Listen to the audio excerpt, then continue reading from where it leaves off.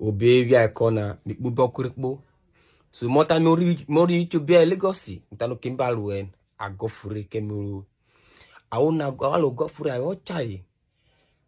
Driver na kota ne biko ne ikweki di moto na ne I window no vakbo na ni we poto yo diti yo akari ni gere na no ofioto o vakbo na ni si wiото ni wo re kan ni esi ki gwa ale kai no ki obuko mikidia ke I window na vakbo na o moto vokido ba me okidia ke o vakbo o wi APC wi ron the drive na tane eri window na le ni ejere okay I na nyori jomoto na o wi APC ro so nyori o ave ni yin I walk Lagos na ave ti bini wa buge bypass bini ko travel na ke buge bypass bini na so I want to see moto na ko pe Jesus Christ abiraka ka gwa ni break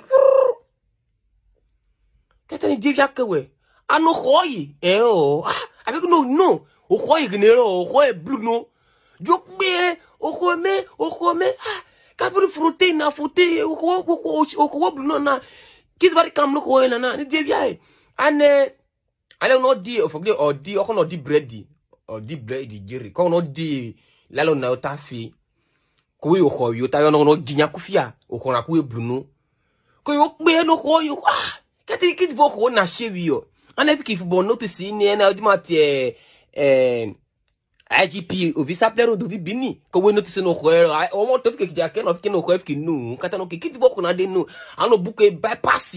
Asi flower na eti o khoe. O an give yo kata no kini e be rivi. Aki bio ya gbunu kare geka. O mena morobu o gen kata no ki Niba happy.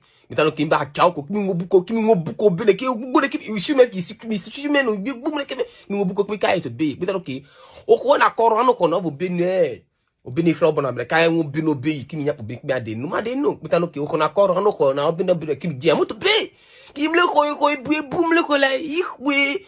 Mi ne be mle sa, mi no be mle ule bi gono ko kimi mo ko vori. Bi mo yoyon ye. Ano ko e dona mi ma ridi mi ma ye je ba ko cha mi ma gbo ko far bi mo pa yan yin ano ko e don na re ano ron je ano ron na buga no ni ano re don yin mi ma ri bi mo ko voro ko na ro guma ene o wa giri bi o wa ki kuta ki mo ri bi mo ko e giri bi ano ko e do yi